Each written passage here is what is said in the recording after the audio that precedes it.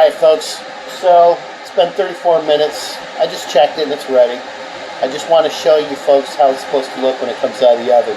Now keep in mind with a convection oven, I have a convection oven and my temperature is at 295, which translates into about 345 degrees. And I have the water bath in there.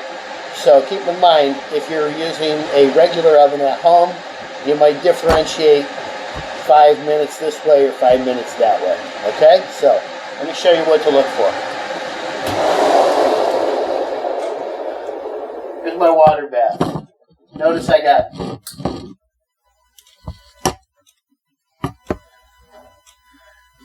it's not like boiling or anything, but there's nice bubbles in the bottom.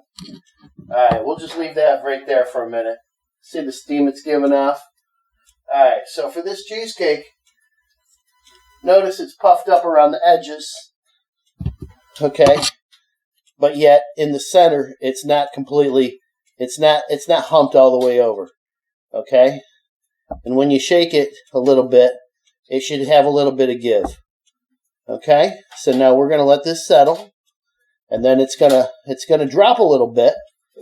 Okay, as it chills down, and it's going to take a while before we can actually let it chill enough to pop out of the pan. But see this little crack right here?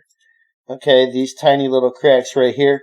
What you want to avoid, okay, if you over bake, what's going to happen is it'll keep rising up, and you're baking the moisture out. So when you pull it out of the heat, the whole thing will collapse and the moisture's gone, so it collapses even further than it was in the first place before you baked it. So the ideal baking of a cheesecake is to slightly underbake it so that when it comes to temperature, it's actually done. Okay? So, like I said, we're going to let this sit for a little while, and then we're going to chill it and get it out of the pan. Figure 35 minutes, even 40 minutes. Now, if I didn't have all those apples in there, it would definitely be done by now. So, but anyway, we're just going to let it sit and let it rest, and we'll be back shortly. All right, folks. I've been chilling this down, and we're about to pop it out of the pan. I can hardly wait. All right, so I'm just going to loosen it up. We're on the edge here.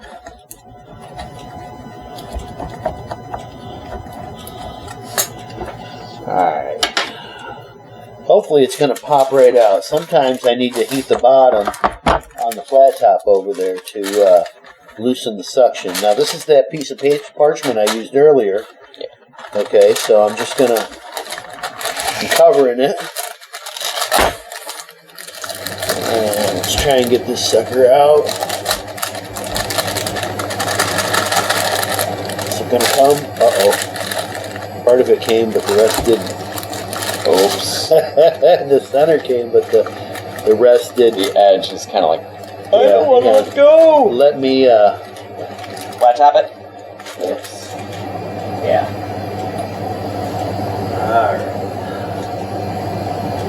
Alright, give it just a few minutes, folks. We'll be right back. Take a second. A few moments later. Now let's give her a go.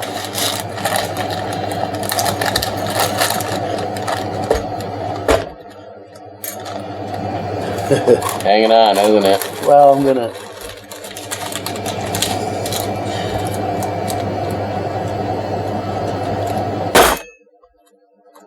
Oy, oy, oy. Well, dagnabbit.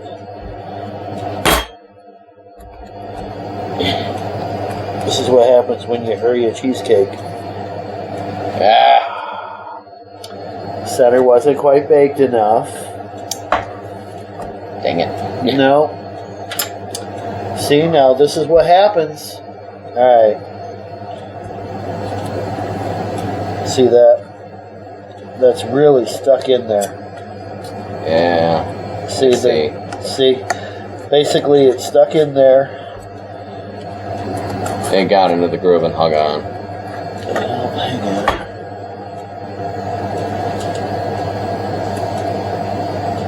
let me grab another cheese Louise. Okay.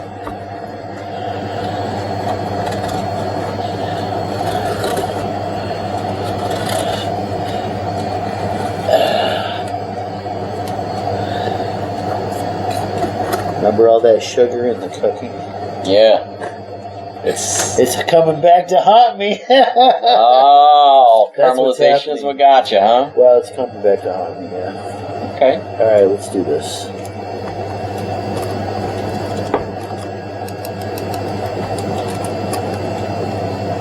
Oh, my. What a mess!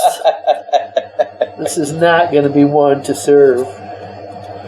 This is one to eat and not to serve.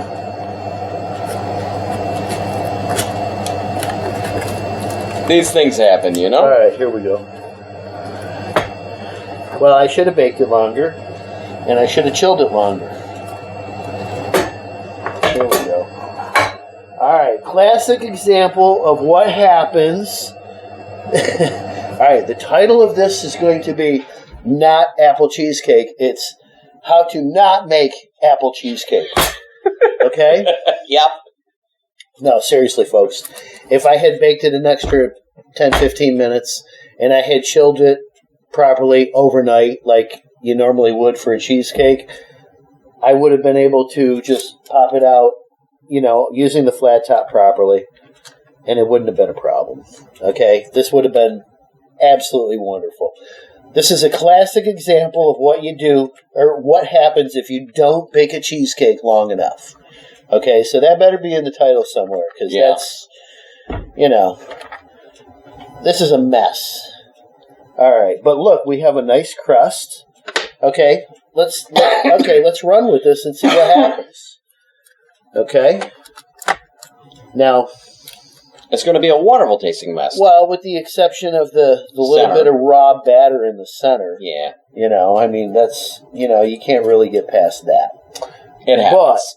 But we can. Hang on. Let me go get another cardboard here. Excuse me. Okay.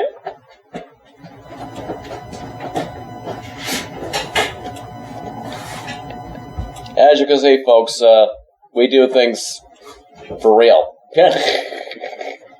Yeah. There's no double takes here. It is No. what it is. All right. So let's do this. We'll turn it back over.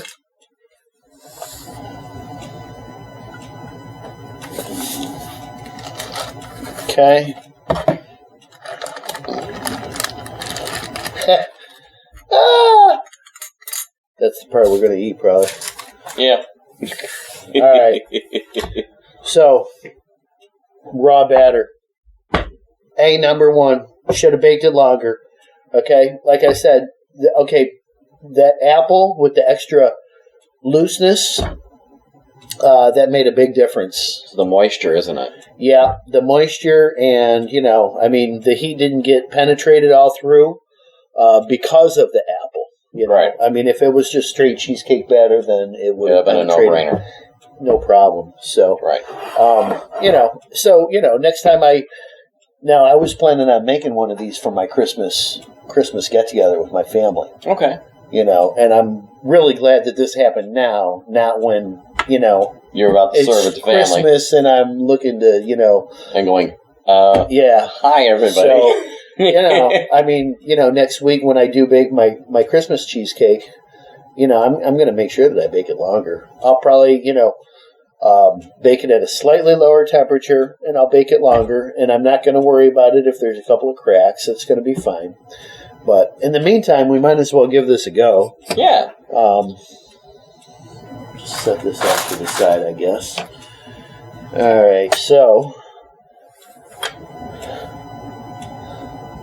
here, you want to take a picture of this? Sure. How do you want to do that? You want to stop the camera for? Well, we'll take a picture. Might as well after. just cut it. Yeah, cut it and then we'll take a picture of that. All right, here we go, folks. We're gonna go ahead and give this a cut. We're just gonna put a piece on the plate here. See what we got. little loosey-goosey, A but... little loosey-goosey, yes. Definitely is loosey-goosey. I want to see if I can find a spot that's, like, baked all the way through.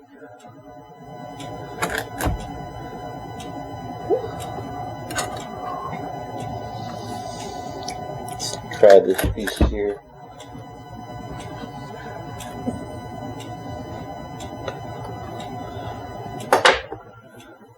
Alright. Well, around the edge here, that's the part that's done. Right.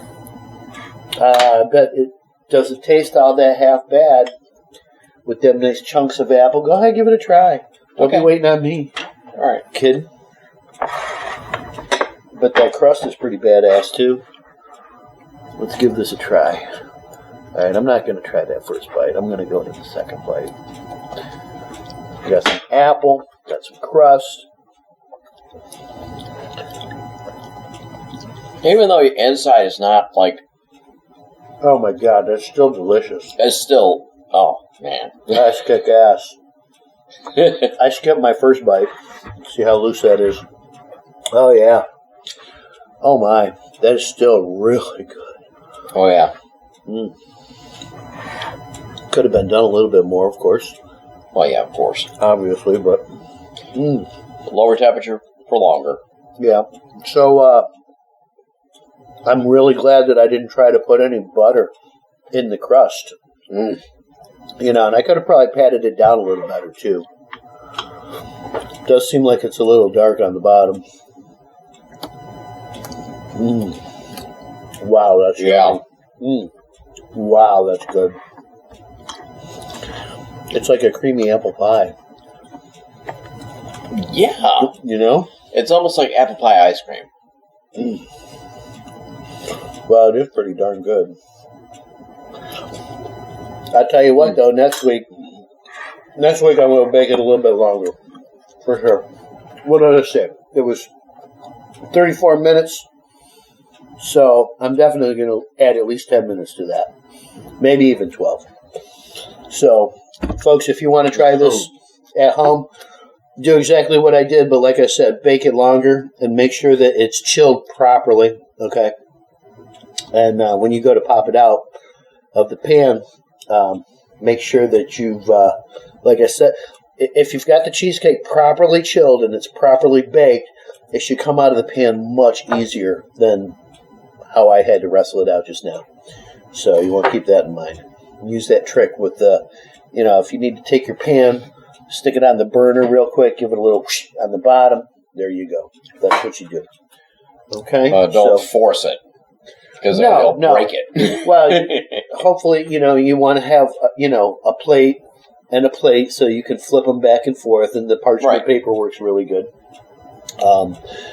But those are the keys. Overall, I thought it tasted pretty amazing. Oh, it's still delicious. Are you kidding me? It doesn't have presentation, but it's still delicious. I mean, this raw batter on top just doesn't look appealing, but when you really do get into it, it is delicious. Yeah. So, anyway, well, hey, it's still got the love, right? Still delicious. That's still definitely here we go. This is a great lesson learned, okay, folks? Great lesson learned. So, God bless. Happy baking. We'll see you on the next time. Thank you.